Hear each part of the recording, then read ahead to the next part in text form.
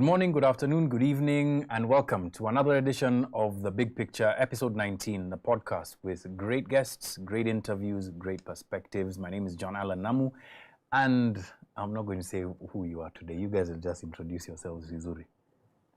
My name is Justine Wanda, and I am happy to be here. It's raining in Nairobi, so if you're out there, take care of yourself, and I hope you had a really good Mother's Day. Why does that sound like it? Like somewhere in there, there's some bile for our. No, me, I've not said anything. No, I'm just saying. Dimples excluded. I have not said anything. No. There you go. That's what you're looking for. Yeah, that's the real thing. And I'm Tom Ukwana. I am a reporter for African Censored. That's all you are, Tom? That's all I am. That's all I do. You're a human being. Yes. Now you just make us look like we're just slave masters. But today on the podcast, we have yet another great guest.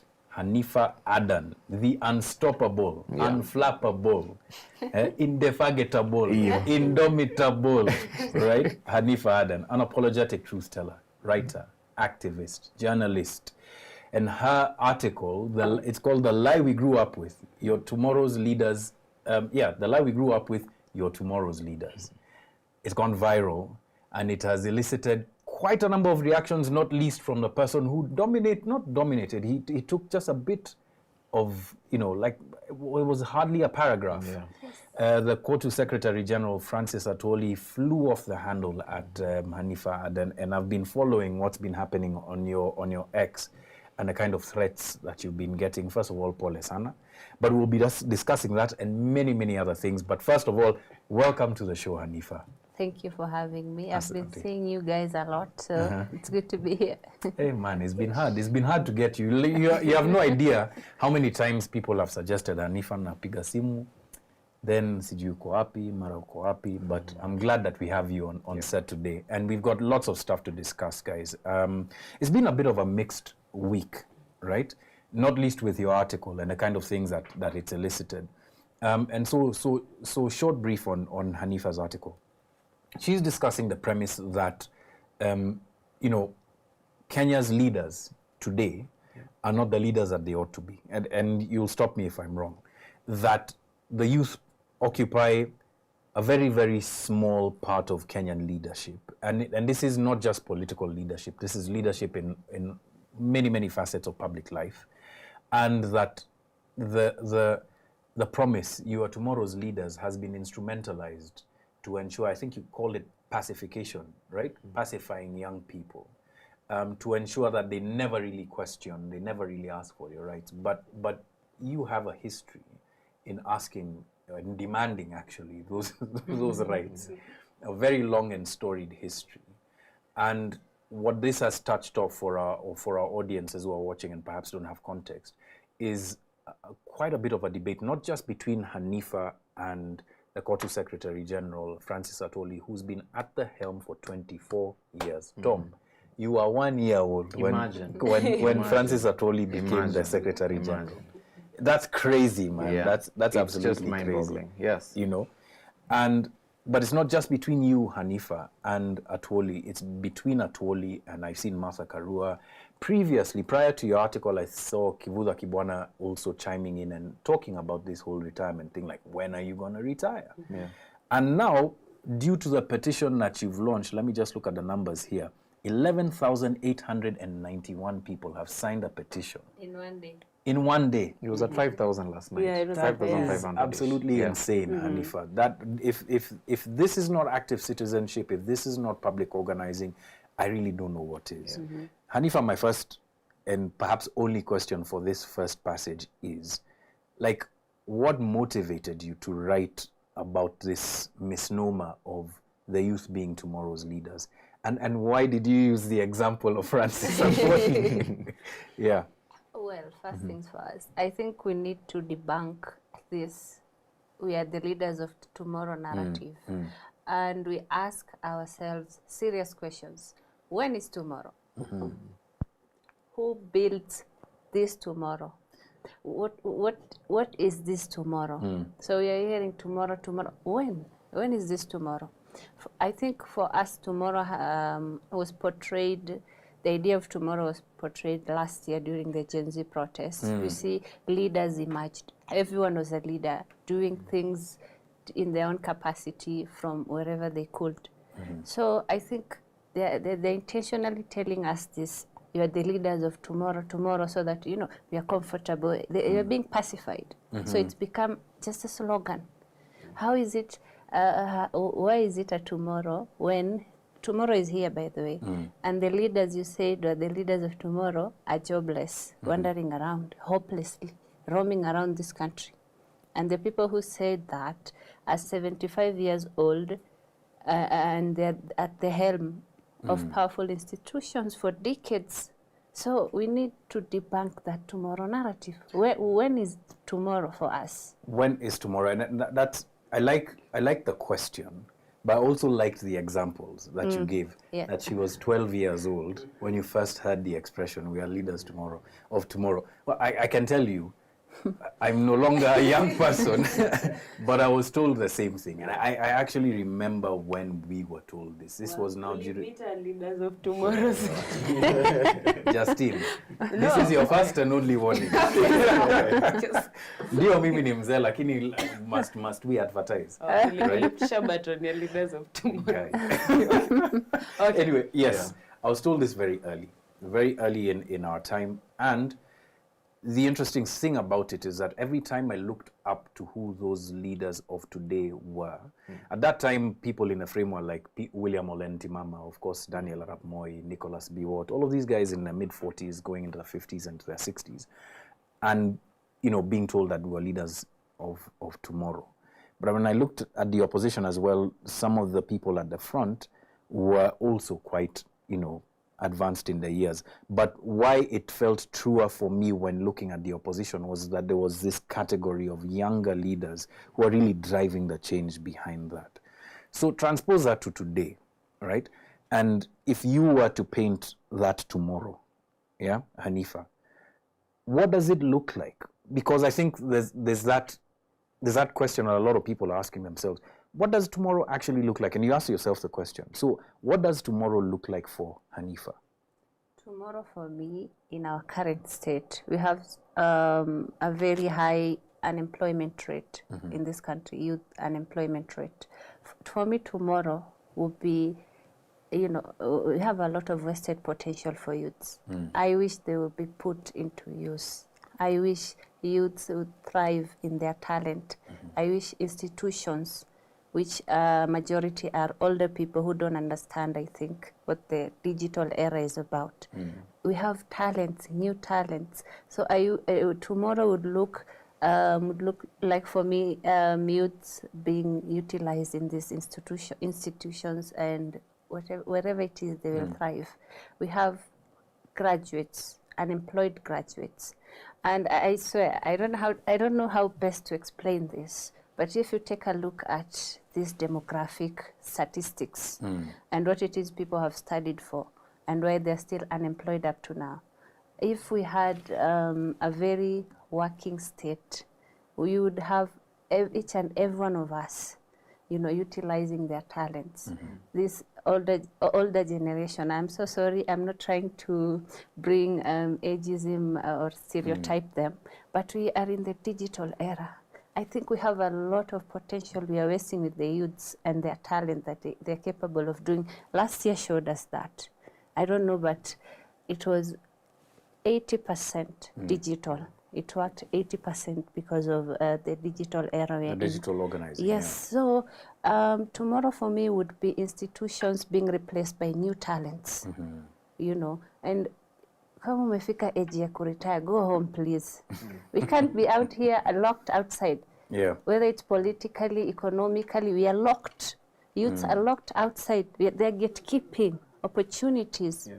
They're gatekeeping literally everything. They're stealing our dreams. Yeah. We're just outside, hopelessly watching them do all of this. We are just watching. Tumefungiwa, it's like we're in behind bars, watching these people steal billions every day.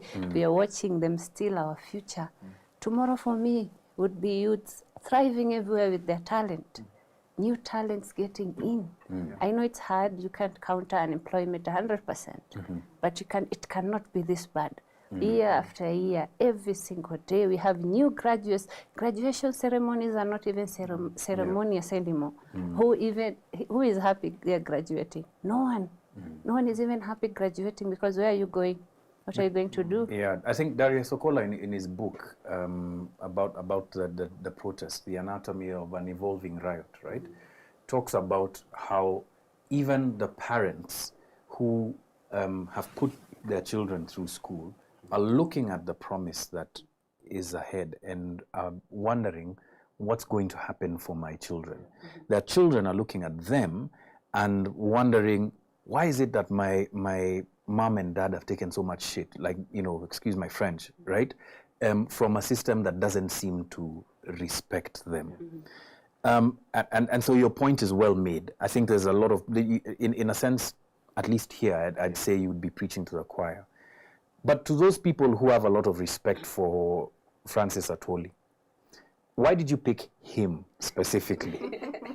He's the perfect example, by the way, let me tell you. I'm not even, Atwoli's age is a big factor as to why he should go, but Kotu as a whole, you see. So his age is a big factor. I will not lie, because you can't be 75 and still want to run again. You see, there are new ideas. This is a new era. Like from the soul.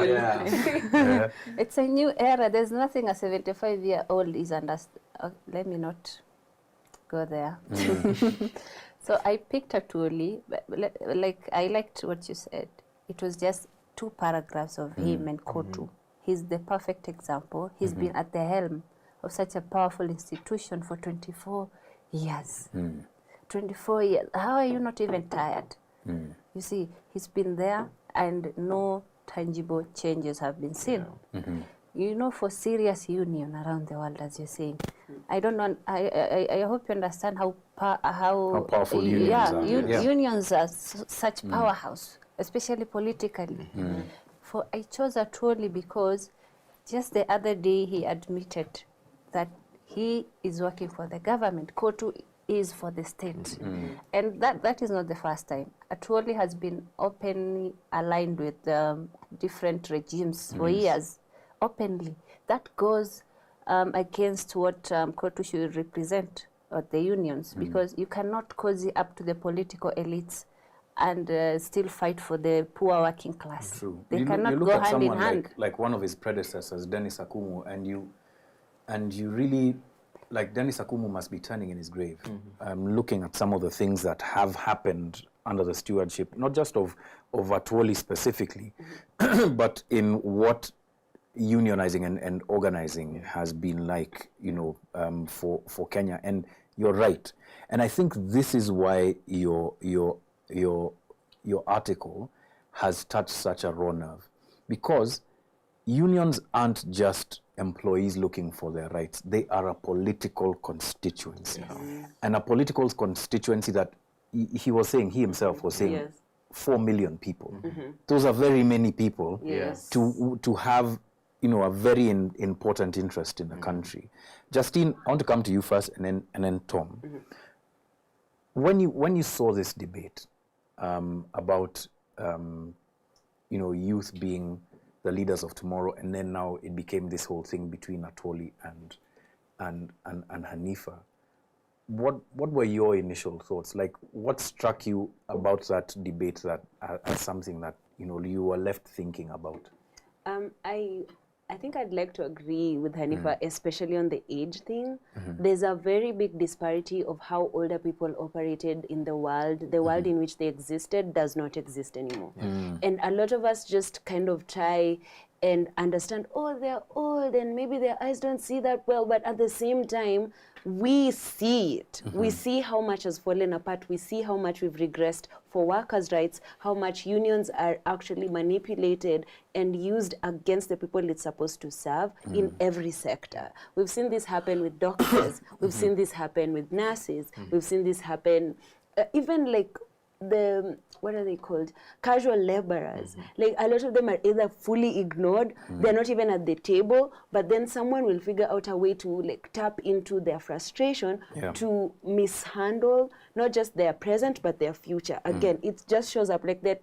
it's like a continuous stealing of everyone's tomorrows to like fill the pockets for now. So I will say that my initial thought was, I don't know how many people understand what unions look like right now, who they're supposed to serve, how they're supposed to be structured, and even the people who understand, are they able in those spaces to share it with the people who are coming into the industry? We saw, what's the piece that was done on the lawyers?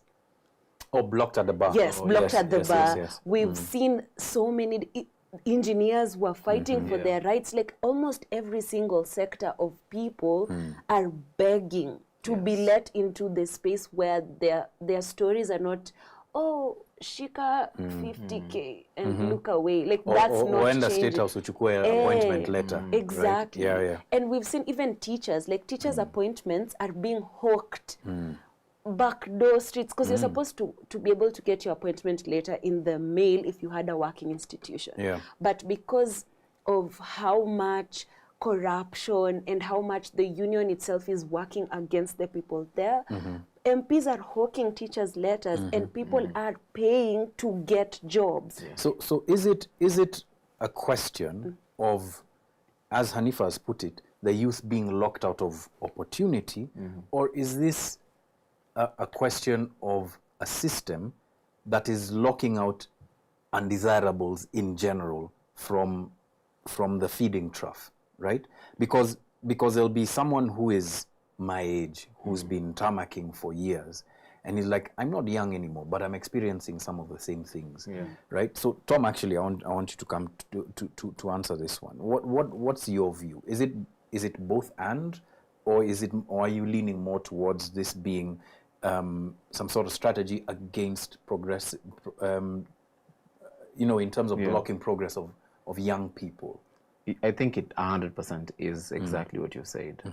Because if I walked up to my father right now and asked him, what does Kotu do?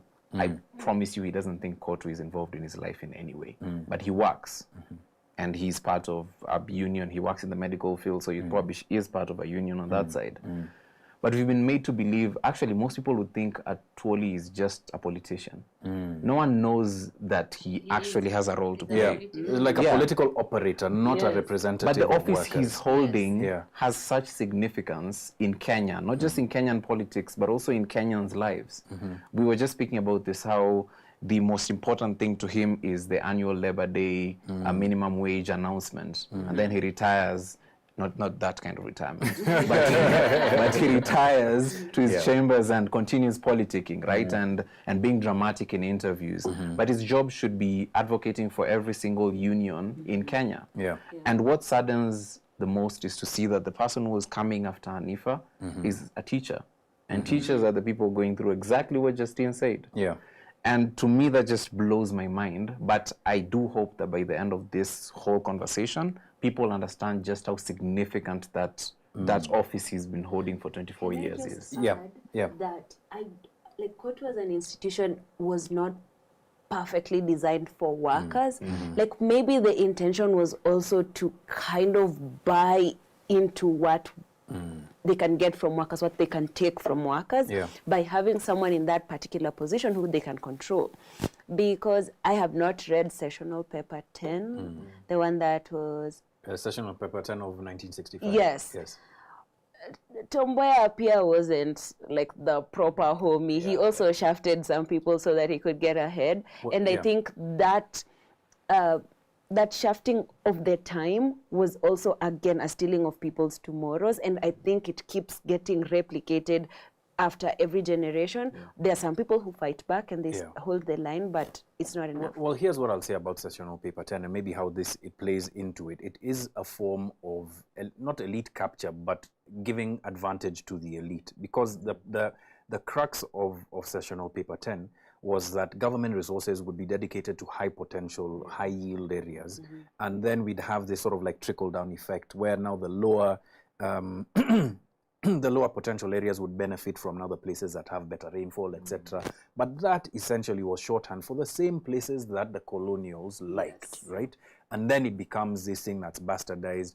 sessional paper 10 then now gives birth to some of the rules that we've seen in terms of conflict of interest around, government employees owning business, etc. KOTU and trade unions, even at the time of Tomboya, I would argue, was still powerful, still vibrant, still important. But what's happened over time is because of that political potential that they have to completely disorganize the table, right? And disorganize the table from the point of view of how elitist politics likes to play in this country. It's very orderly. It's very, now you're from a big tribe, you represent this. It's very orderly. But KOTU as an interest group threatens a lot of that. And that's why, in my view, it was important. But I have a question for you, Hanifa, right? Because, again, you're hitting at something so important. But part of the debate has now become about this young versus old. And I agree that there's a very big mismatch between who represents young people and young people for the sake of our audiences, but just generally, are 3/4 of this country. So in essence, they are the majority. Who represents young people, right? And how do you speak to older people? Because, we also live in a context where we have these kind of cultural rules, should I say, where there's how you speak to an elder person. So is it even your job, or should it even be your headache, to toe the line between how you speak to an elder person, right, vis-a-vis getting your point across? Where's the line, for some of the older heads who are watching, between respect for elders and the contribution that they've made, and correction of the many, many missteps that they've made? Is that even something that you debate when you're thinking about someone like Atwoli? Okay, the line between calling them out and being respectful, so to speak, because again, that's definitely respectful. Yes. We've been hearing that a lot. Respect your elders. I get that a lot now with my fight with Atwoli. So they're telling me I'm such an arrogant, girl who lacks discipline. So I think that statement of respect your elder is meant to make them run away from responsibility or being called out. So you're calling someone out, demanding for accountability. They counter you with the respect to your elders, respect to your elders. And at this point we're in and where we are at, I think people are tired. People are so tired. We don't even know which lines to cross and which ones not to. People are fighting for survival. You can't keep lecturing us about, take care of your kid, teach your kids. You're killing their kids. That's the point. It is existential. It's not a question about manners. This is a question about people's lives. And it's very difficult, in my view, for you to be polite when you're talking about how you're going to survive over the next couple of days. Just to add to Hanifa's point, I think your grandfather can be a Sudi. It's a thing. You can have someone who does not really represent the for lack of a better word, the intellectual potential that is around them. And I will give an example. Sudi said, I don't go to parliament. I don't have anything to do there. People just go there to collect envelopes and fart and sleep, which is a fair assessment. But at the same time, he cannot read. If he cannot read the bill, how is he supposed to pass it? And those bills end up affecting regular Kenyans. They end up affecting the people of Kapseret, the people he represents. So an older person can also be false growth. They can be foolish. Wajinga uzeeka. Yes, exactly. And just to reiterate, it's like every kind of denial of responsibility that they keep doing and the performance that they keep trying to play into and trying to act like it doesn't affect Kenyans, it's not going to change. Denial is a river on the expressway and it doesn't have dimples. So you do with that information whatever you will. Denial is a river. Okay, so no, but that's a fantastic take. Hanifa, and this is something that I guess I've asked you in other circles, right? But I want to ask you here today, it's not just the debate and the insults. There have been death threats. There have been threats to your life. And this isn't the first time. How do you weigh that cost? How do you bear that cost? It's hard. I would say it's draining too. I always have to act nonchalant publicly because people are just waiting for you to. I've been dealing with a lot of cyberbullying that being led by government propaganda machineries. And this is for years now. Yes, it's not so just, yeah. Every single day. That is where it's so personal to me. The fight is very, very personal because these people don't work. They just waste their time and our money, you know, on useless things like propaganda, paying bloggers to taint people's name, activists. I get threats a lot, and it didn't begin just now. I've been in this space for 5 years. I think along the way, I just found a way to deal with it. I will be lying if I say I'm taking extra precautions on my safety. I just move around like, you know, ordinarily, just like a headless chicken. You just pray. They do not scare me. You know, you cannot scare someone who is not scared of dying or death. And I think we've died severally living in this country. My question to you was, you know, why aren't you afraid? Why aren't you afraid of death? Why aren't you afraid of the sticks that they carry? Because that's something that a lot of Kenyans are afraid of. Why not you? I will not act that tough. It does destroy you and break you to a certain... it breaks you a lot. I break down a lot, mentally, physically, but we cannot afford. I cannot. Let me speak for myself. At where we are right now, I keep saying where we are right now because it's important. We cannot afford to lose this sight. We cannot afford to give up. And it doesn't scare me because I don't know, maybe it's something natural in me and the need for change, that passionate, endless need for change that that fire that will not be, you know, put out by just mere threats or people running away from accountability. It comes naturally to me. I would be crying one day and saying, you know what, I'm done with activism. I do. The people close to me know that. I break down a lot and say I'm done with activism. But the next day I just hear Atwoli. And it's renewed naturally. I would say for me it comes, I get that question a lot. Why are you not giving up despite all of this? The slander, the cyberbullying, the threats. Nini, you'll not find a husband like this, blah, blah, blah, blah. It's a lot. I will not lie. It is a lot. And sorry, carry on. Yeah, I wanted to ask you a question of why I'm not scared of it and why everyone shouldn't be. You will not run away from it. It will always find you. Even if you give up and just give in to fear and just try to settle somewhere, let's say, away from the political chaos. I don't know, you can never outrun it. You can never out-earn it. It will always find you. Bad governance will always find you. You cannot outrun it. At Oseme, you just, even the middle class, I think it got to them. They've been very comfortable for too long. No offense to any middle class here. Well, hakuna middle class hapa. We are all paupers in this country. But I think we shouldn't buy into fear. It is their strategy. It is a strategy. It's their strategy. So we cannot afford to live like that. We need to grow some spine and face this. And Hanifa, look, this will be, and I said that was going to be one question, lakini tumeingia yani flow imeingia tu. You mentioned something that a lot of people are curious about, right? Young Somali lady, young Muslim woman. There are certain strictures, there are certain cultural beliefs, perhaps even pressures that are on you to keep quiet, to not be heard as loudly as you're being heard, to get a husband, to do all of these things.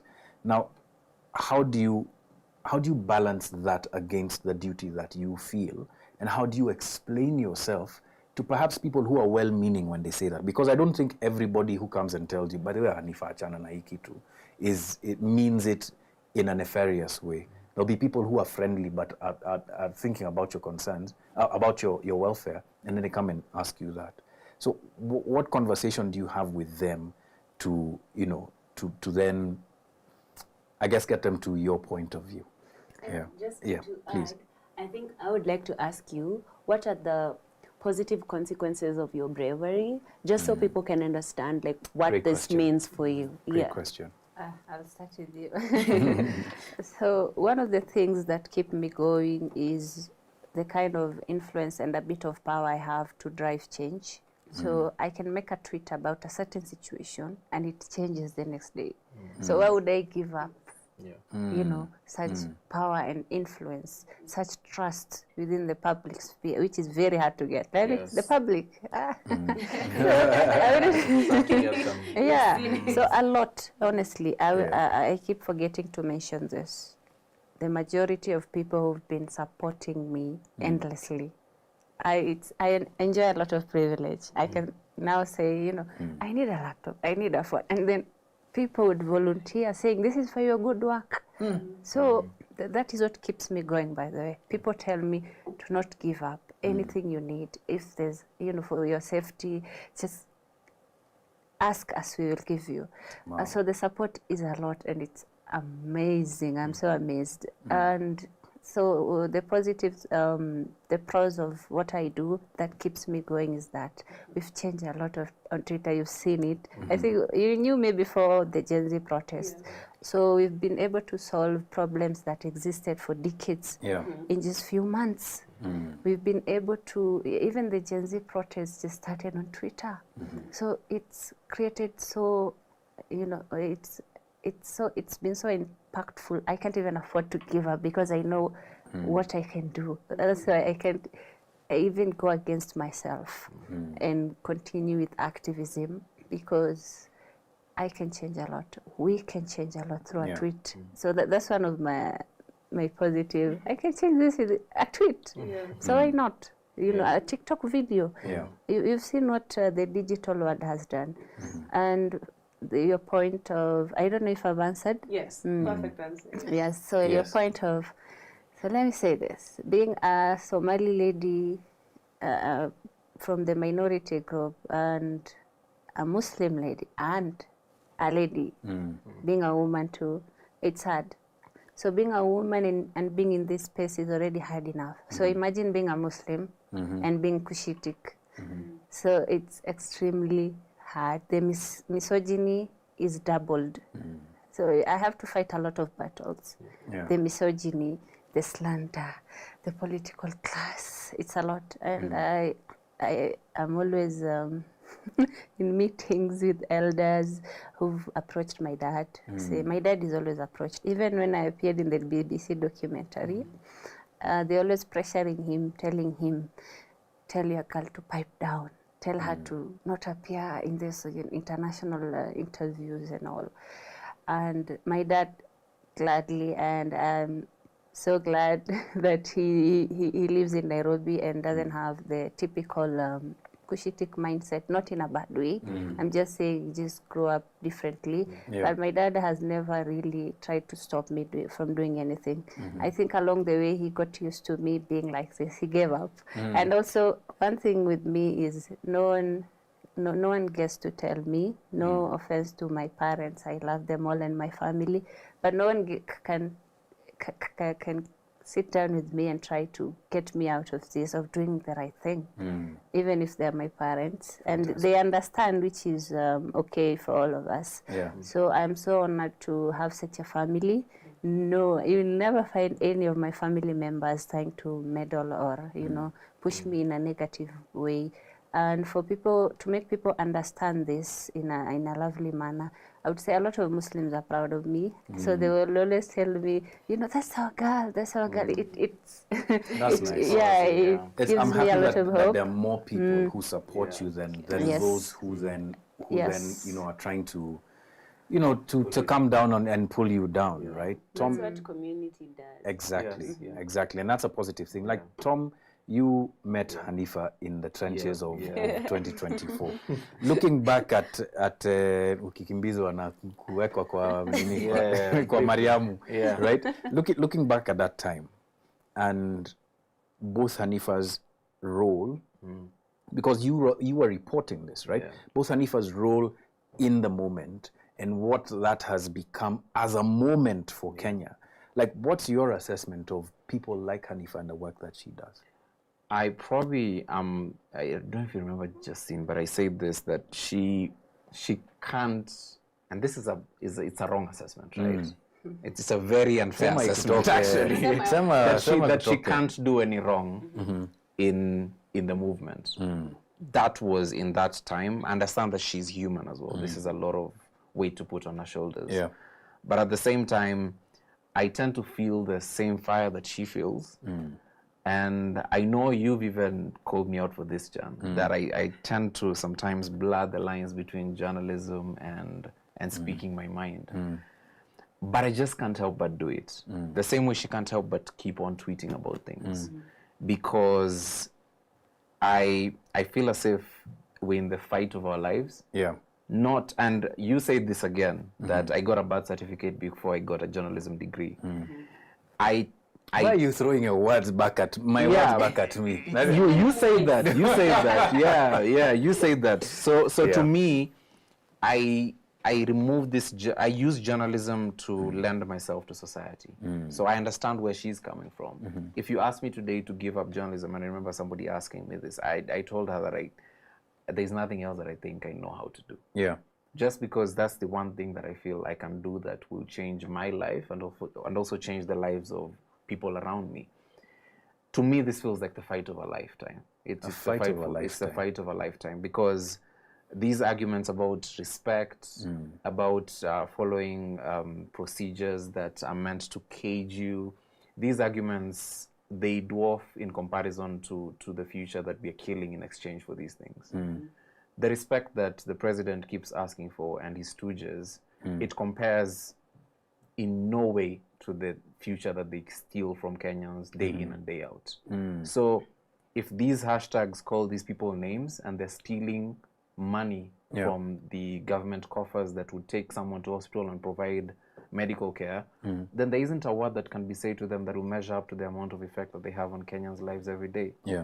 I don't think that argument stands. I know it stands in the court of law, but in reality, it's a very, very weak argument that is meant to tear people like Hanifa down. And also journalists, because we call people frauds all the time in our reporting, and we pull the receipts for it, right?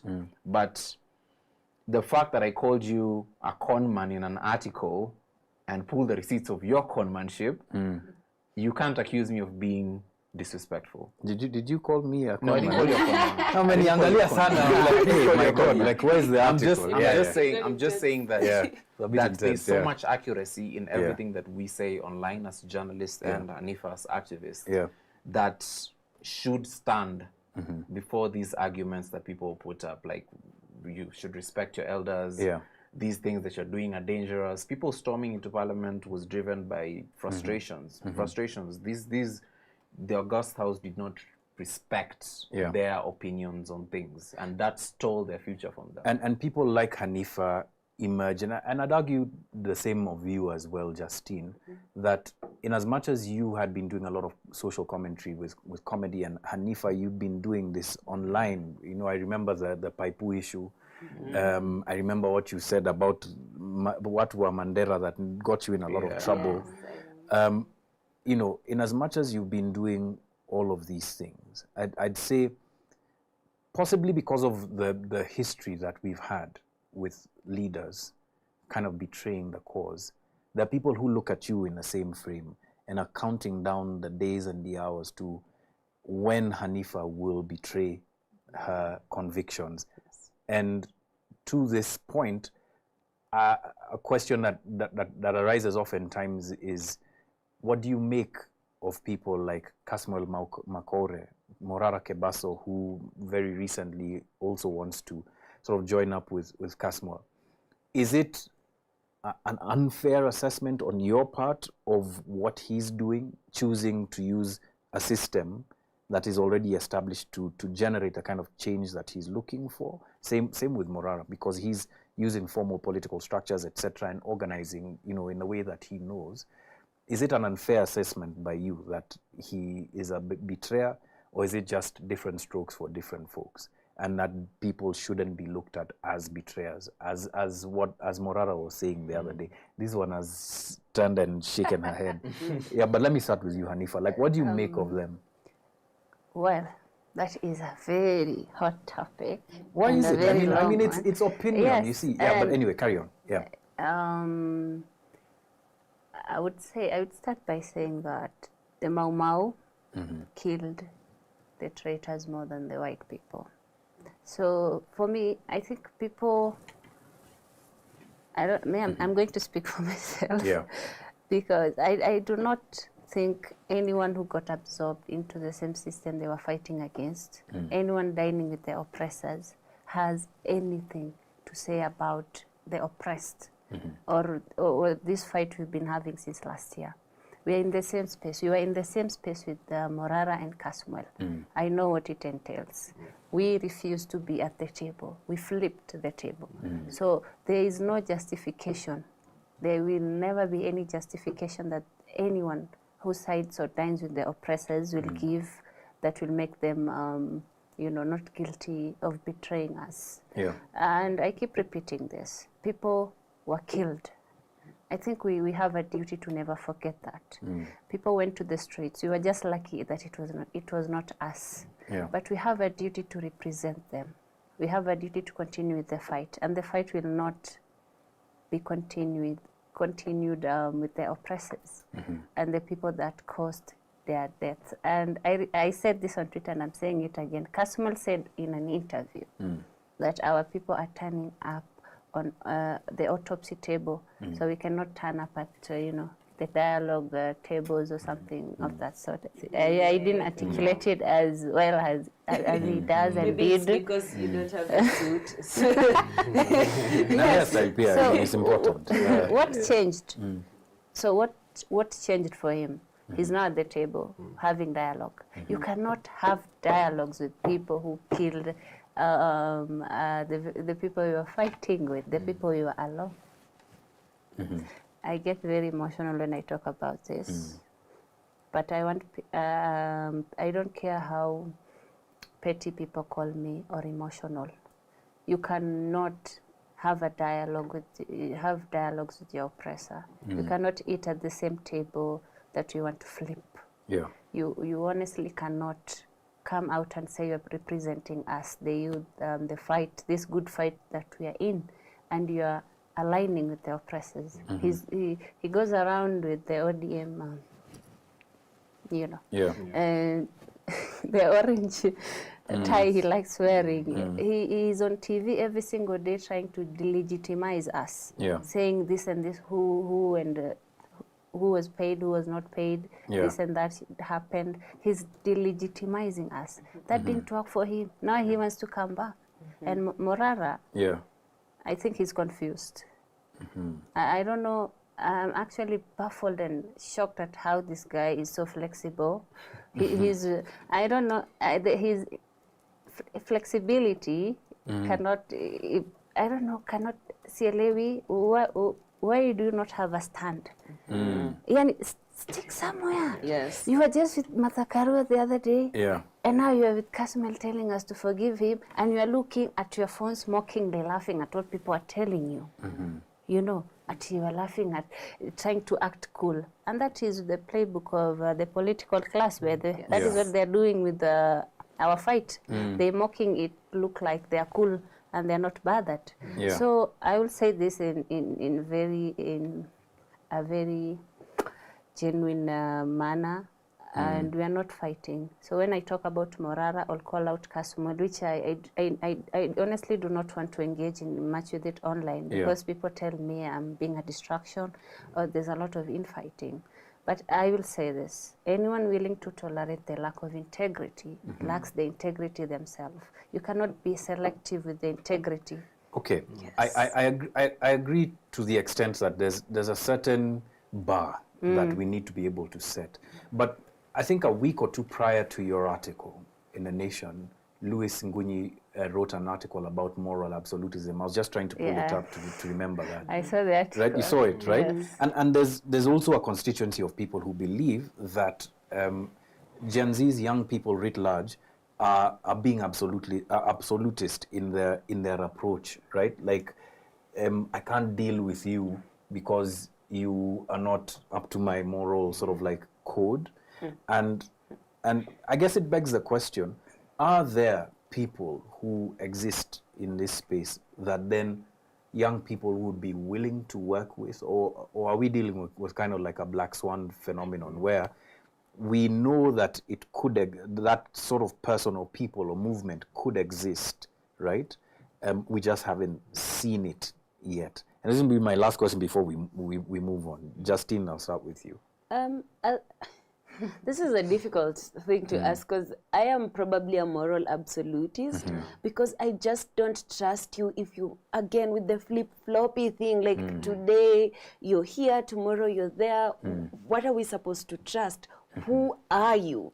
So if you come with different faces every single day, we will never know when the wolf is going to show up, because like you're going to betray us at some point. And then the second thing is, like, a lot of us are just kind of getting into the political space as a situation, because many of us are just regular dudes just going about our lives, you know, like that's where we're coming from. So as much as we want to hold hands and kumbaya because people can change, I don't believe that. I think there has to be a line. We should draw a line. We should draw a line about what kind of people we want to have in the movement. But I'll give an example of Martha Karua. Yes. I absolutely love that lady, but sometimes I'm just like, What are you you were What are you doing? Matiang'i. Yeah. Baby Pendo's case was thrown out. Was it last week? Yeah, it was last week, It was yeah. thrown out last week because they said there's lack of evidence. And it's not just Baby Pendo who was shot. It's the Kianjakoma brothers. It's the 39 protesters who were shot and targeted because they were of Luo descent. Like, we have such a big problem when it comes to justifying the kinds of people who we are willing to compromise for, and it has burnt us. It has burnt this country to what it is right now. We are actually collecting ashes, trying to rebuild a country. And so someone telling you, oh, you should really, really rethink who and what alliances you want to have, we also have the right to question what those alliances look like. Are these people we can trust? Honestly, I think if you're going to write a paper and say, if I betray you, these are my consequences, then maybe. But if it just feels like you can jump from one hole to another, then no. Tom, but please weigh in on this, because there's the Constitution, right, which draws that line in the sand for us very, very clearly in terms of the kind of leaders, the quality of the leaders that we have. Are Kenyans asking for more than that in pointing at the Morara Kebaso, Kasmuel Makaure example? Are we asking more, not so much for the letter of the law and what it says about who our leader should be, but the spirit of the law that was embodied in the protest, where there was that moral clarity that we all had? Like, what are we asking for? Because I think that's something that also confuses a lot of people. I don't think we're asking for anything inachievable, Jan. Why? It's clear. If you condoned extrajudicial killings when you are at the helm of the Ministry of Interior, what makes us think that you will not condone the same thing when you have absolute power? It's not that difficult for us to find leaders who don't have blemishes. Okiya Omtata is there, right? Maraga, the former CJ, is there. There are many other examples that exist but are not getting that much attention, partly because of us, the media. We love to sensationalize things, and we love these leaders who say silly things so we can get clicks and rage bait. But I believe that this question of moral absolutism it's a surrender in some ways. It's a surrender. It's sort of to say we can't get better, so let's just go with what we have. Just go. Yeah, let's just go with what we have. It's not ambitious. It's very Bora kiongozi. bora kiongozi, si ndio? Tuchukue yenye tuko nao. At least mentality. Yes, it's exactly. Exactly. That's exactly what it is. That has been our problem, Yeah. and that is what we're trying to run away from. The at least mentality, the less evil person. Yes. I think we are okay. We are not being petty or moral absolute. So, but I think Lewis meant in his article also the part I can relate with. For me, because I am a victim too. First of all, when I see a politician anywhere, like we can be at a space where I don't even know you are there. You can be behind me, and someone takes a picture and post it online. Oh my days! You see, people just turn on you, pounce on you. So there's never been a concrete evidence or anything people can hold me with and say, you did this. But you see people, blabbering around saying you did this, you're in NIS. So I think part of his article was talking about that. So, but me, I think our watu ni wale wana project. They're just projecting on you. Projecting their fears. Yeah, they're projecting. If they were in this space, this is what they would have done, even with the money. Yeah. Someone asked me, why didn't you steal? Yeah. Like, I've seen why? that question How? so many times How? in your comment section. In- I'm disgusted. But that's what you're being accused of Yeah. by Atwoli. Uliiba. Yes. Kwanza ziko wapi? Surely. As Kenyans like to say, za cabbage. Yeah. Where are they? Hanifa, unaingia tu hapa na tunakupatia maji hakuna kitu. Yeah. Seriously though, like how do you respond to those kinds of allegations, right? I think you see, one thing with the Mchanga, and I still have PTSD. It is something I'm very proud of. I'm extremely proud of what we achieved with the Mchanga. So I didn't even have authority over the cash. I surrendered the cash to Mchanga, and that was the best thing I've ever done. I think the best decision at that time. So someone wrote to me one time, qua text, total strangers. It's always been strangers who held my hand. He told me, if there's no darkness inside you, the darkness outside will never have any effect on you. So people can say anything literally. Even Jesus was crucified, People will say anything, always. And in this space that I am, the only weapon they have against me and try to weaponize it against me is the Mchanga. They literally have nothing, even with the Mchanga. So they've weaponized it against me. Every time someone wants to come after me, they just use that. The same thing. Cook things. The same. So it's been weaponized. It hurts. It genuinely hurts because okay, here we go again, the crybaby. Sometimes this feels so unfair. Take your time. Take your time.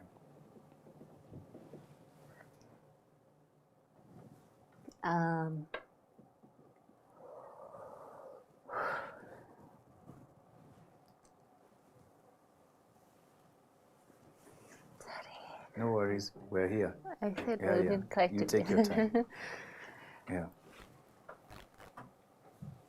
Okay, it does feel unfair when people just throw words around or follow a trend of follow what's trending. Yeah. And the haters bandwagon. A lot of people are after me, apart from the government machinery. Yeah. So anyone that would disagree with me would just pull out the Mchanga thing. It's easy to say, you stole money. Yeah. Even after I accounted for it publicly and by a a verified auditing company under the CPA. Yeah.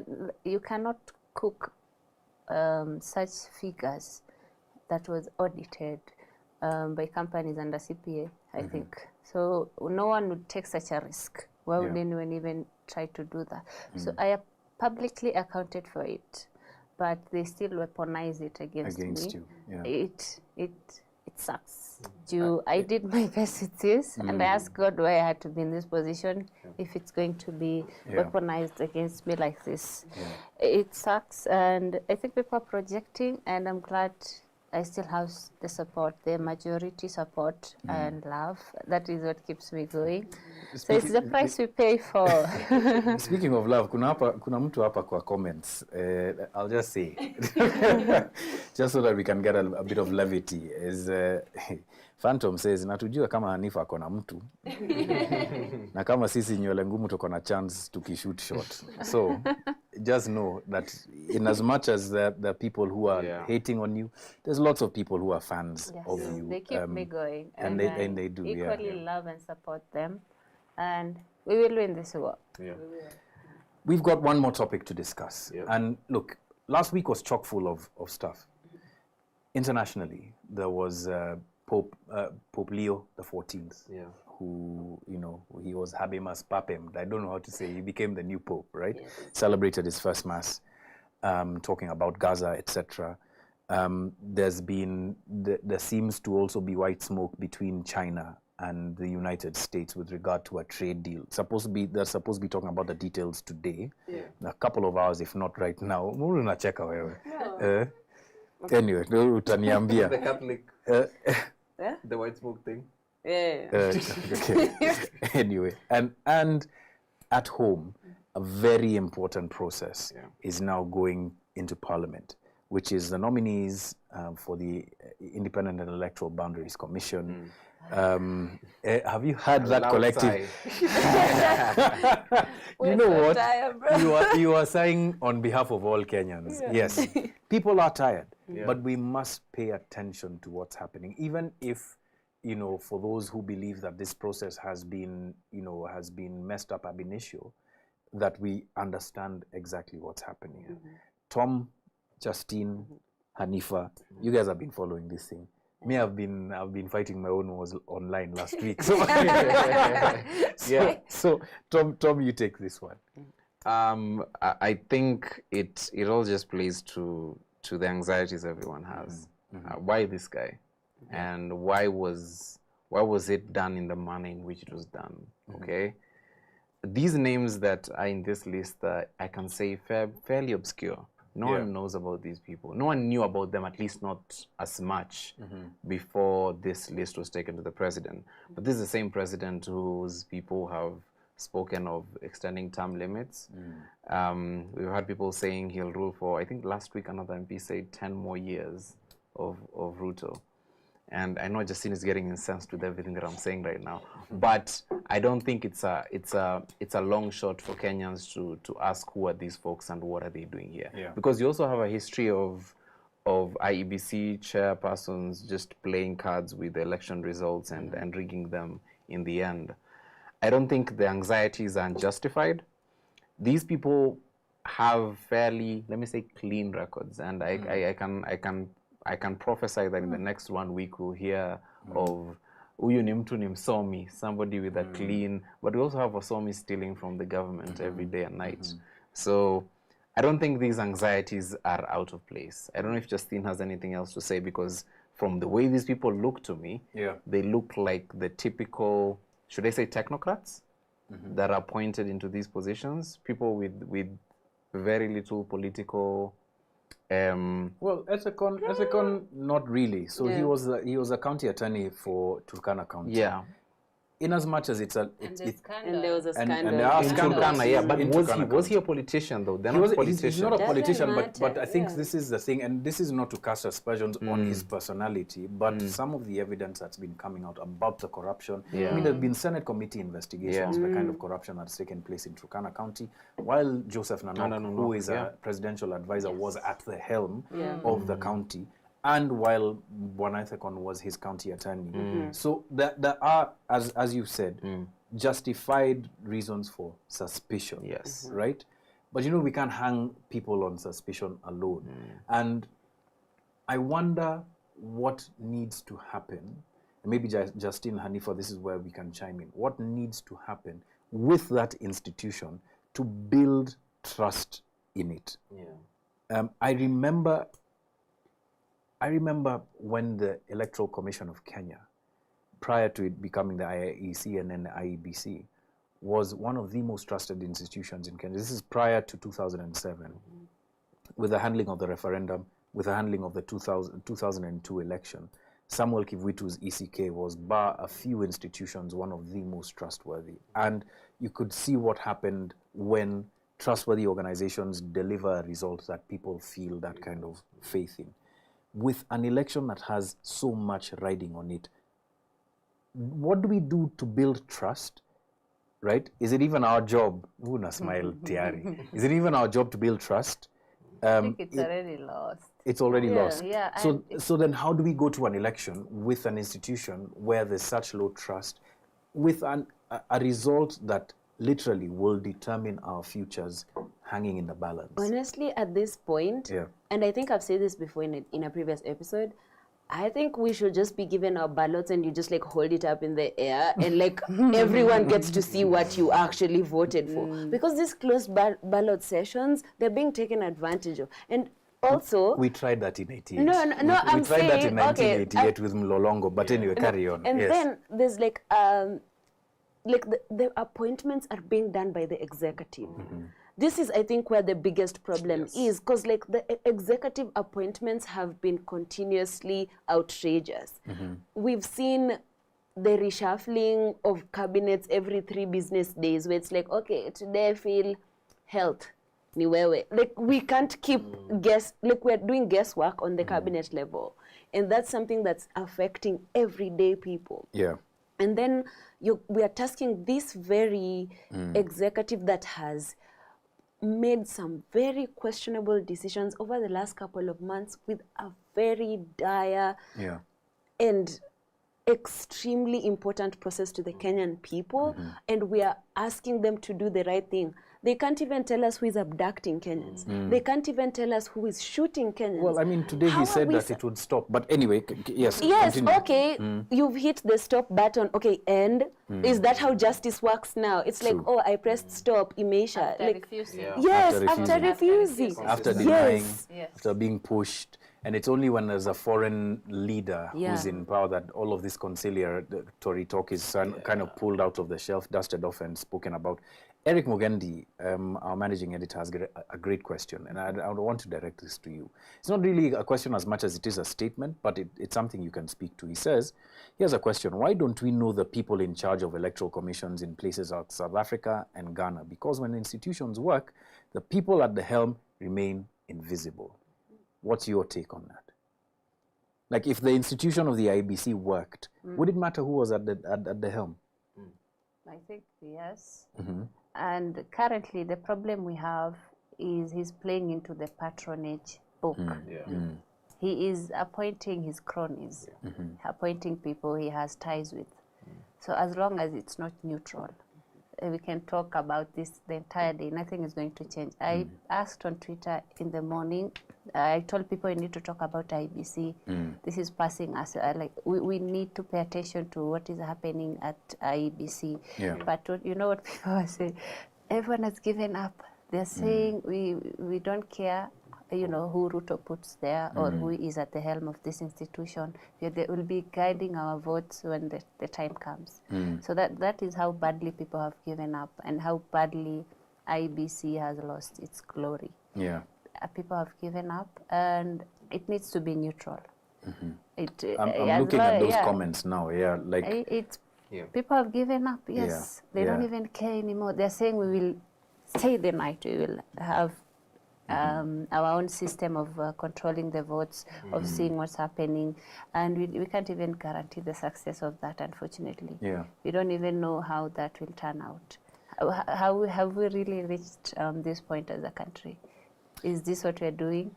Yeah, it's really a very weird and sad place that we're in, and this is my point all along. And I said this last year of the fertilizer scandal, and I've said it previously on many other occasions.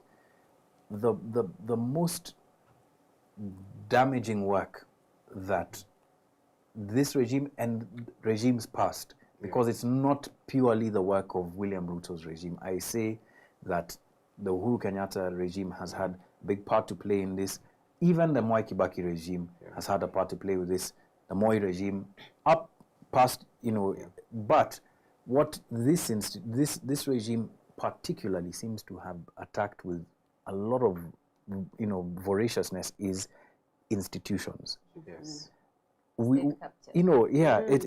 It's even more than state capture. It's like setting a match to every institution and wanting there to be a lack or a lacuna so that you can then operate in the absence of these kinds of things, and you can be the be-all and end-all of everything. And once you do that, once people can't put trust in an institution as critical as the IEBC, we know where this road ends, right? We've been on the ground reporting what happens at the end of that road. Every election since 07. Exactly, right?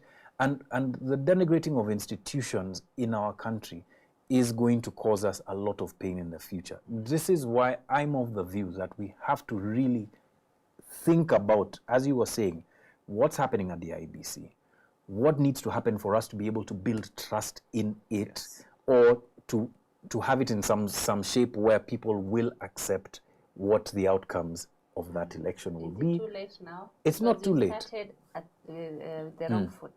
Look, it's not People too with late. questionable history and Guys, going into the Remember, majority. we thought that the Finance Bill 2024-2025 was a fait accompli, right? It was withdrawn. Yes, there are parts of it that came back in supplementary bills, but, and this is not to encourage anything, but just to say that there really is a lot of sovereign power that we hold, and we need to start exercising it to protect these very institutions that we must put our faith in, right? What does that look like? I don't know. And that's the sad thing. I can't give you an The answer. courts, Yeah? the courts Yeah. captured. As well. We don't know, but you know what? Let us find what that answer is. Let us solve for X. Because, Justine, if we don't solve for X, being mathematical, come up Check me not knowing maths. Pope Solve Leo, for come up X. Pope Leo, right? For X, as Yes, in yes. solve for Twitter. Like, if we don't solve for this, Yeah. we are putting ourselves on a dangerous path. Yes. We really are. And I don't want there to be another election where I'm reporting on the ground about the kinds of deaths that I've seen, right? That for me is something that I don't want to do. I'd rather, report on an election where there's a successful outcome, and that's something that's possible. Yeah. To your point, then, Yeah. I think there's a burden that a lot of Kenyans carry. There's a complicity in the desecration of institutions. Yeah. And I think this has happened with Hanifa's case. We see how people attack you, and they're like, these people have been here before, and they'll be here when you leave. And I'm like, you're accepting a broken future. You're accepting, again, selling out your tomorrow for the now because you believe these people are too powerful to be held accountable. I think that's ridiculous. Yes. There's a complicity that a lot of Kenyans carry. And I actually have a big fight in this, a big issue with just saying that as a blanket statement, because there's a lot of moving pieces in how people operate and how they see power and how they interact with power. But at the same time, I actually do believe our refusal to comply with their incompetence, with their ineptness, with their desecration of the very things that are making this country work-ish. I'll say work-ish because I don't know if it's fully. Yeah. Yes. Functioning is a good word. Yes. So a lot of that complicity has to stop. Like every day Kenyans, no matter how tiny you feel in the whole domino thing, you kind of have to hold the line for the truth. You have to hold the line for your own future. You have to hold the line for your kids. I know many people don't care about much, but you do love your kids. I hope if you love your kids, then do a big Mother's Day for their future. You know, like show up for them in a way that protects them by not allowing the institutions that are supposed to work in favor of them to fall apart. To fall and to die. Yeah. I just want to contribute one thing though, and I'm of two minds here. I want to ask Hanifa this before I jump onto the exact point. When you step outside Hanifa, do you receive hate or do you receive love or do you receive both? Ooh, I receive a lot of love. I've never even received any hatred outside Twitter. Outside Twitter. Which then I frequently like to say this, that Twitter isn't, it's not, but also again, that's why I say I'm of two minds. Twitter isn't where real Kenyans live there. They are on Twitter. But Twitter, as much as it represents the reality of the country, it doesn't, it's not the whole story. Yeah. There are so many stories to Kenya, and I believe we don't get to hear the discontent as much as we think we do. This, I come to this conclusion We because had of, it there. yeah, we just hear, you see these two tweets in the It's a shoo-in. yeah, it's a shooing. Yeah, it just assures you that it's somewhere there, right? So if you log off Twitter, and if Hanifa logs off Twitter and she goes outside and she receives love, and I'm sure this isn't only in Nairobi, it's in many places, right? You go to Coast, it's the same love. You Even in Ghana. even in Ghana, it's the same love, right? Then, and as we were driving around Nakuru Nairobi highway and around Bomet hivi uko mbele. Yeah. We were buying something from a vendor who's at this right smack at the center of the president's region. And one of the people we were with asked them, "Huyu jamaa mlitupea amefanya hivi na hivi." Then the guy was like, "Huyu jamaa ametudanganya." And to me in my head I was like, okay, are these folks feeling what we are feeling? Because when I switch on the television, I see the president in these places still having massive support. And not just him and his cronies. But I go offline and I hear also of all these other things, right? I go off the State House YouTube channel and there's this other side of Kenya that is very revolutionary, if I can say, that represents the spirit of the country. Yeah. And those are the people that I think are holding the line. People like me and you. But you know, Tom, in a democracy, there'll always be those people who believe things should be the way they are. The way they are, and people who have now perhaps a more futuristic view of how. And I think that's what a democracy ought to be. Yeah. A democracy, it should be a place where that tension, that debate always exists. Yeah. Because there is also such a thing of tyranny by people who believe that, you know, what they are doing is good for the country, right? We can also be tyrannical in our own desires to be, you know, to want more for the country. Why, if that didn't exist, then I'd be worried, and I'm actually happy for that debate. What I'm unhappy about is the instrumentalizing of that debate, and not encouraging a healthy debate about our democracy, but shoving us into corners and telling us that you're tribe X, you're person Y, you must act like this, you must behave like this, and because you come from Uasin Gishu, then you must believe as we believe.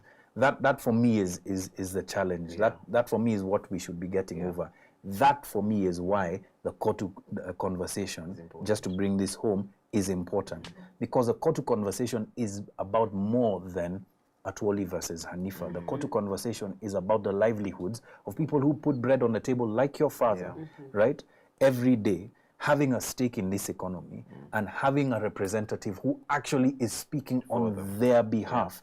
It is that bastardizing of an institution that we then now see replicated across the board with things. And I really hope that this conversation isn't Hanifa versus Atwoli. No, it's more about the importance of Kotu. Yeah. I was going to say that. Yeah. It picked up the pace and attention. I think he just opened the Pandora box. He did. Everyone was just waiting for him, I believe. That is why the hashtag picked up. The fight has gone Atwoli retire. viral. And as we were saying that, we started at 11,891. It's 12,054 signatures now. You see, that is enough proof that people are tired and connected by these atrocities that they experience day in, day out. You know, Atwoli is, he should be a representative of the poor working class. But I even shared the article. He goes to JKA live every single day, blatantly bragging and showing off his expensive lifestyle. This guy, the representative of the poor working class, this goes around creating memes for TikTok, calling people Shenzi, Shenzi, and saying he has Congolese musician in his house. He's saying that like on live.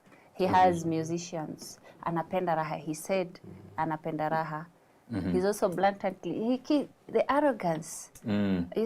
People are being laid off unfairly. Yeah. No one to fight for them. Yeah. No one to speak for them. But your leader, your representative, is on live TV saying he loves Raha, has Congolese musician in his house, and can have anything. He imports clothes from. But you know, this is actually. Yes. But you know, there was a and as we wind up, as they all purple. Yeah. My gosh, Is his house just like a that's a giant- very Kuria Kanyinge. I don't know if you guys remember Kuria Kanyinge. Anyway, he was a politician. He was an MP for Limuru, and he used to be he used to work in a department in government that had to do with I can't remember.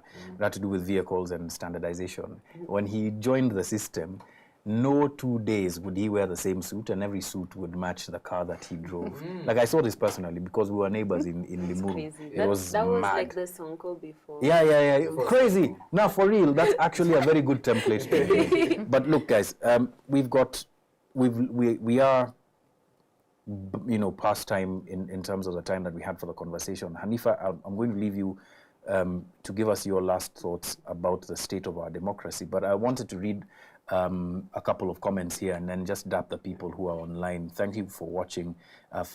Clint, obviously Eric, MC Silas, Sanyo Stone again from Samburu County. Thanks for watching. Dab Zone, not Zone, says Morara's manifesto is a chat GPT version of UDA. clown face emoji. Phantom says Morara has a messiah complex and he believes he's here to save us. Okay. He also says of William Ruto, I don't see him going home though through the ballot. Unfortunately, my hope is he'll infuriate people back into the streets and then we'll send everyone home and have a fresh start. Well, I mean, your opinion, Phantom. There's people who would be of the view that we should wait until 2027, but you know what? It's a free country. Enoch 005, pushing me to wade into something that I was cooked on all of last week. Proper cooking. Yeah. The sequel. Burkina Faso is not a democracy. It is a revolution, and revolutions are not built on comfort. They are built on vigilance, sacrifice, and survival. Kenya needs a revolution. He's quoting, obviously, Ibrahim Traore. On this.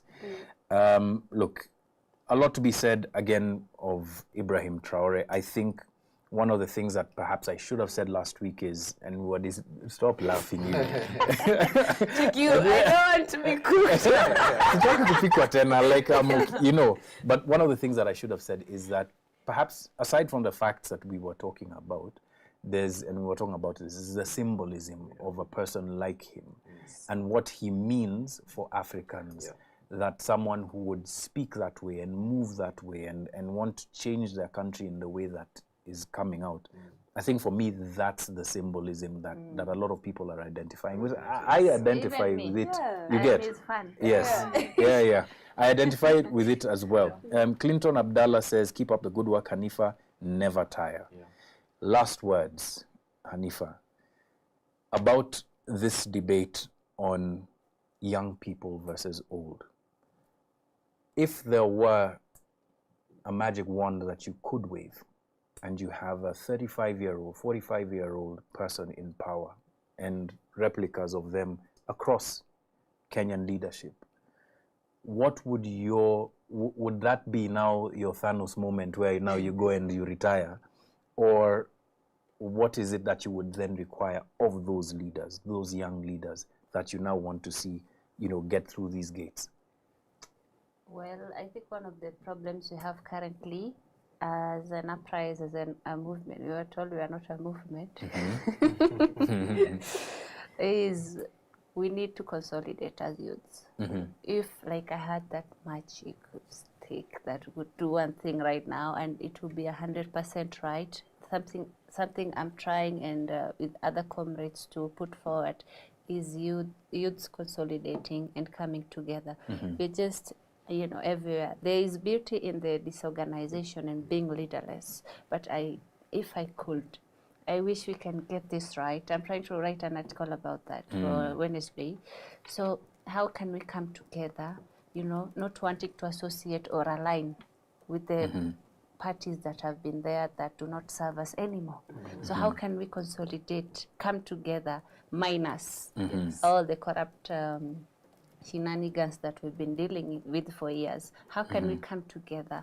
I get a lot of messages and calls of youths everywhere who want to vie, asking me, what can we do? Where can we go? Who can we align with? Because they do not want to align with the same political system that has been oppressing us.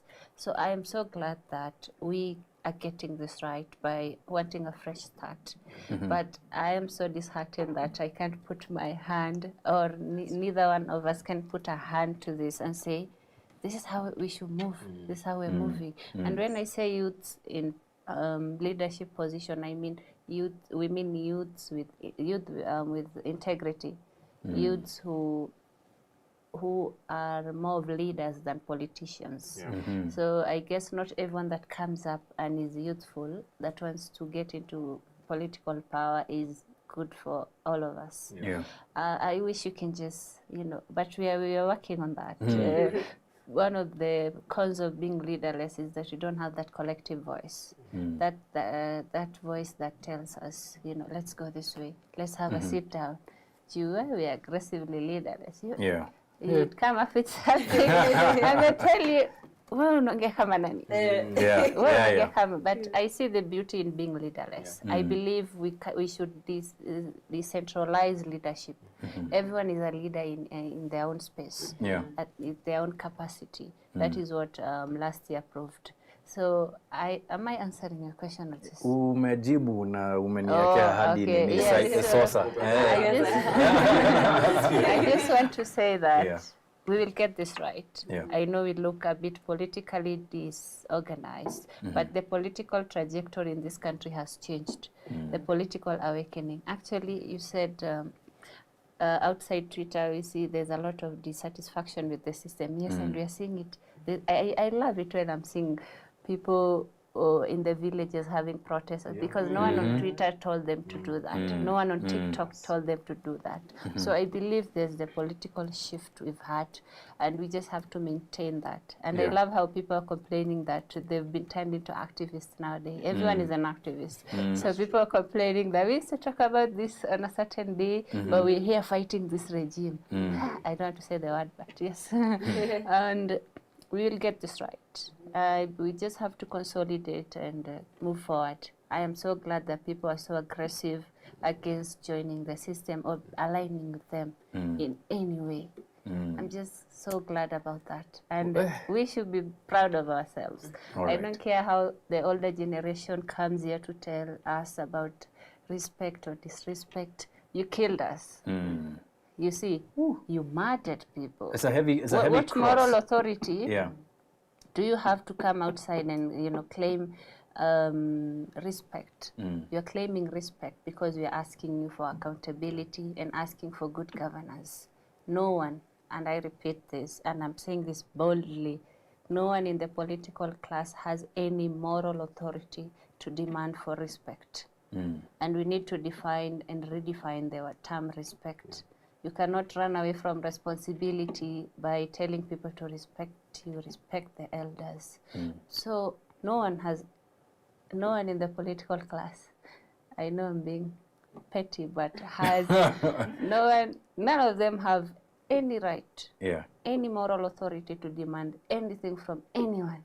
People are hanging by the thread. We are just dangling carrots on our faces, misleading the youths.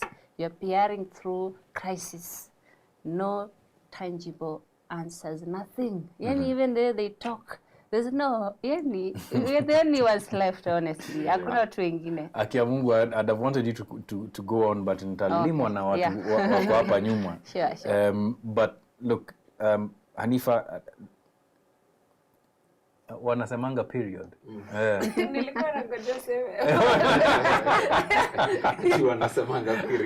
So mimi nasemanga. Anyway, Tom, Justine, in a minute, what are your thoughts about this conversation? And perhaps, Tom, you can also add some of the laws that you're looking forward to.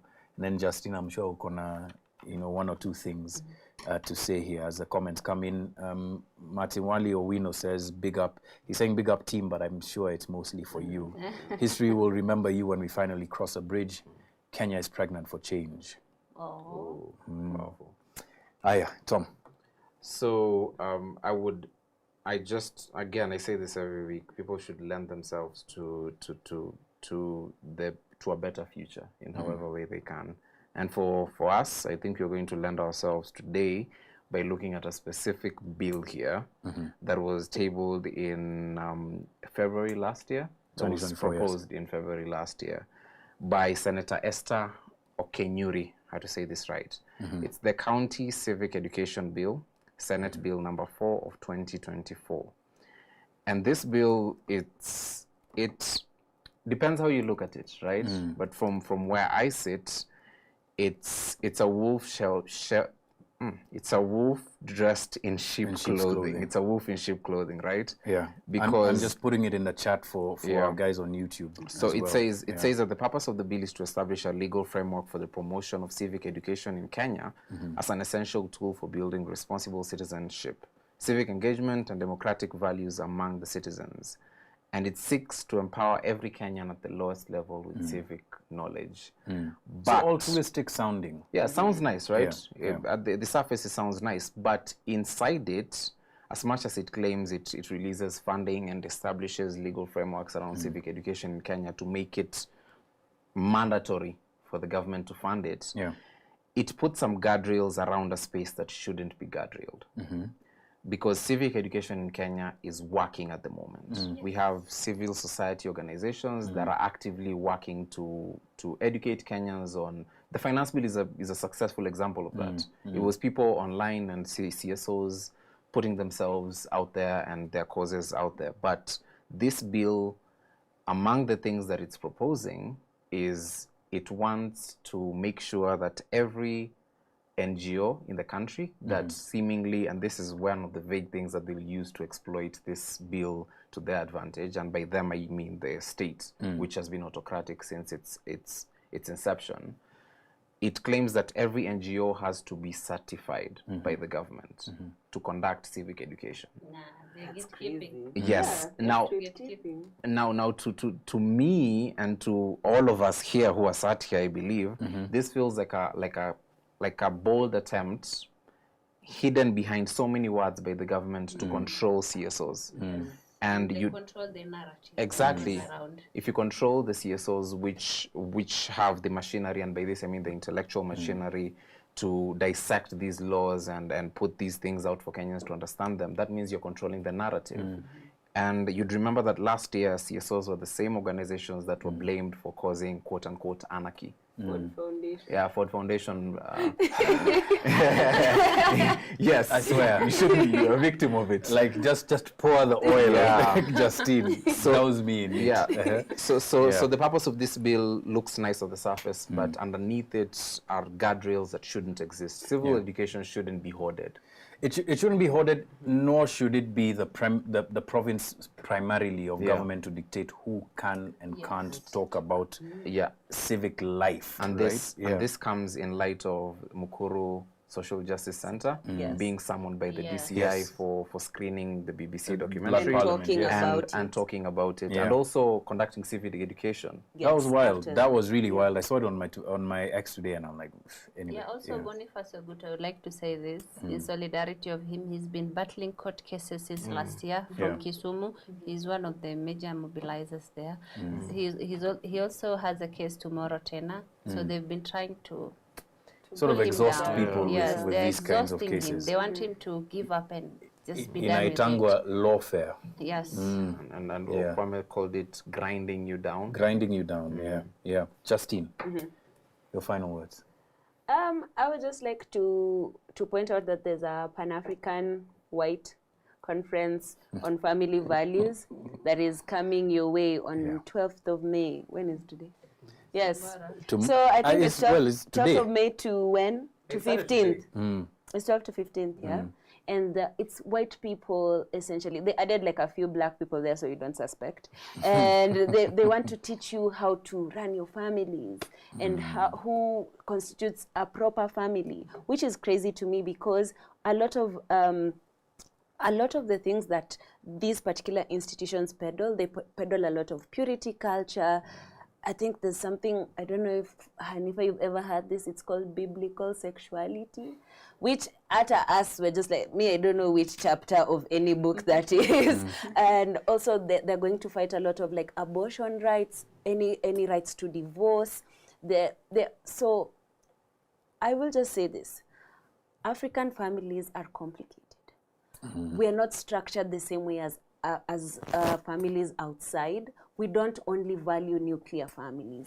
We value families across generations. We value family that's immediate, family that's more complicated, people who are adopted into those families. I'm an adopted child. I know, like, there's no point in the entire time I was living with my adoptive family that there wasn't a person in there who was not being assisted. And it was a very welcoming community, but it was not all nuclear.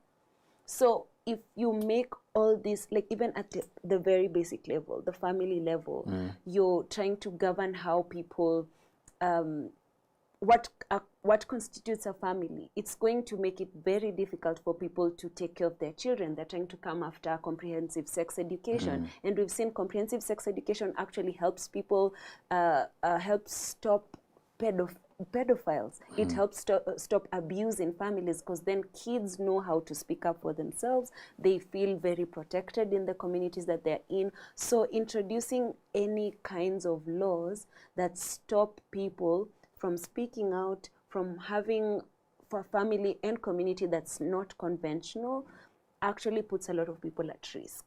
And I'll say one of the things we saw statistics that were released either a week ago or like 2 weeks ago that showed a lot of people who get abortions are actually married women. And most of these unfortunately stem from economic issues. Some of it stems from GBV. So the moment you stop people from accessing healthcare, from accessing legal options, from accessing information that will help protect them, we're putting a lot of people's lives at risk to protect purity culture, to protect nuclear families that actually don't exist fully in the African society. And also we're just lying to people because people need help.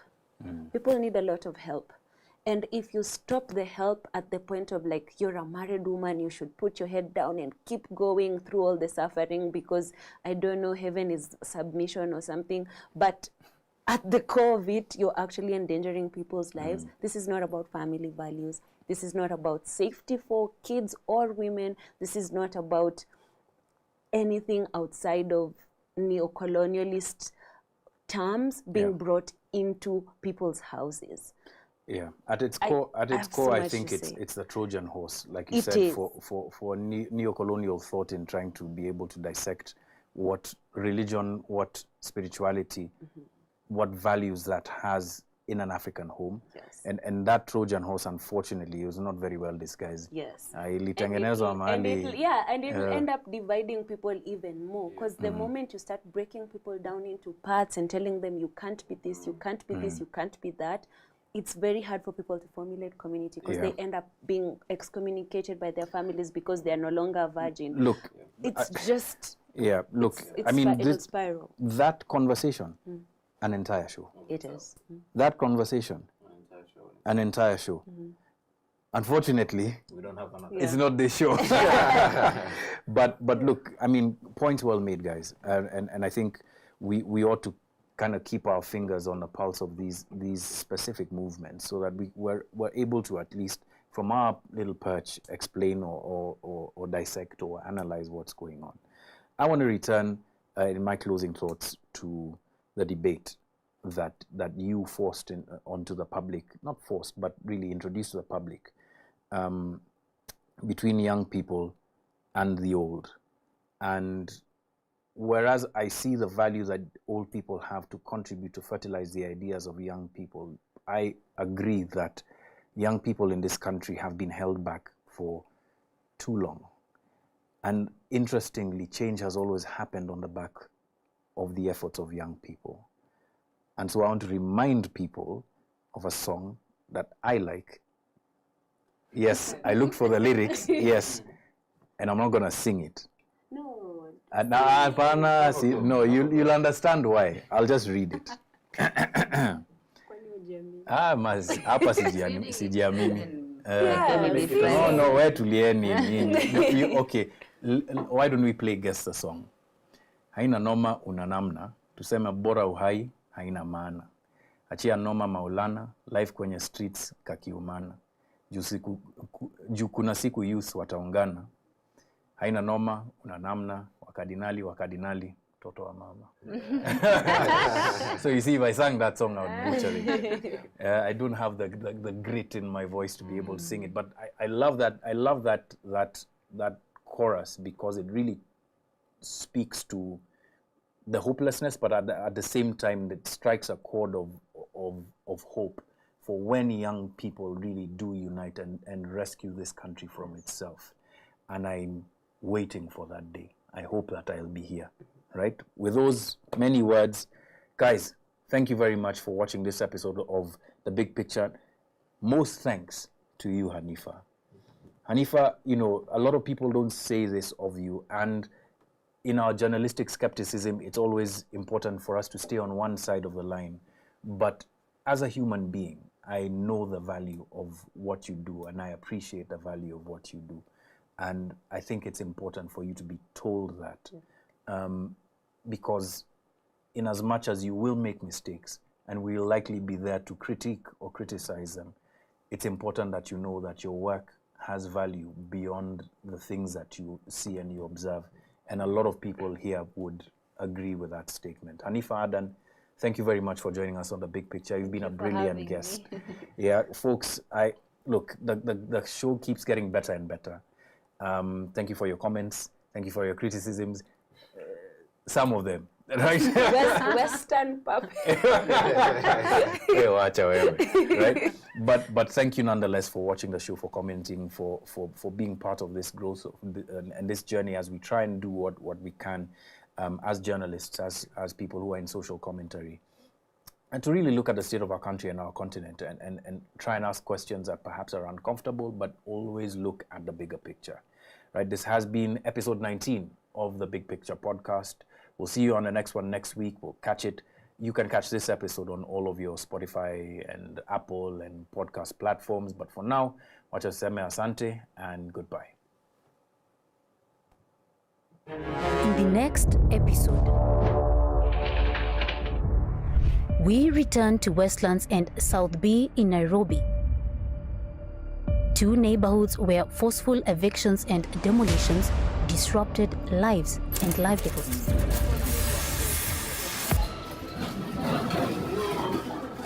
I have worked to buy this house. It wasn't very easy. So I'm not giving it up on it. And I'm going to have it back. Wait for me, I know I have it back. Unapiga picha. Kama iko kugopa, then you should be worried. If you don't have anything to worry, then you wouldn't worry. 2 years later, what has changed? What hasn't? And what does it say about land justice in Kenya today? We've been out of this place for 2 years until today, 2024, is when we are back to our premises. I mean, it's shocking to see what we found. It seems that Kenya is run by goons and not by police.